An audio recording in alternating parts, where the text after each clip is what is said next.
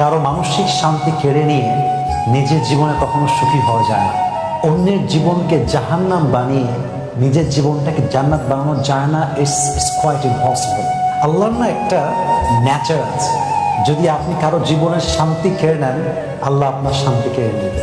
যদি আপনি কারো মনকে অকারণে ভেঙে দেন, আপনার মনটা কেউ না কেউ অন্যায়ভাবে ভেঙে চুরে চূর্ণ বিচূর্ণ করে দিবে।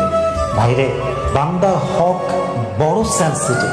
আপনি যে কোনো অন্যায় করেন, maybe it could be forgiven in your grave. কবরে যাওয়ার পরে আল্লাহর সঙ্গে রিলেটেড যত রাইটস আছে, যত হক আছে, এটা আপনি নষ্ট করলে আল্লাহ আপনাকে ক্ষমা করতেও পারেন, because it is in the hand of Allah সুবহানাহু ওয়া তাআলা। এটা আল্লাহর হাতে আছে। যদি আপনি বান্দার হক নষ্ট করেন, এটা যে আপনার জন্য কবরে কত বড় আফসোসের কারণ হবে, you have no idea about it. কবরে যাওয়ার পরে যে কোনো গুনাহ মাফ হতে পারে, বাট আপনি যদি কোনো বান্দার হক নষ্ট করেন, কারো জীবনকে অশান্ত বানায় দেন, কারো জীবনকে জাহান্নাম বানিয়ে দেন, কারো জীবনের খুশি কেড়ে নেন, কসম আল্লাহ কসম করে বলছি, যতক্ষণ পর্যন্ত সেই বান্দা আপনাকে মাফ না করবে, ক্ষমা না করবে, আপনার এই গুনাহ কখনো ক্ষমা হবে না।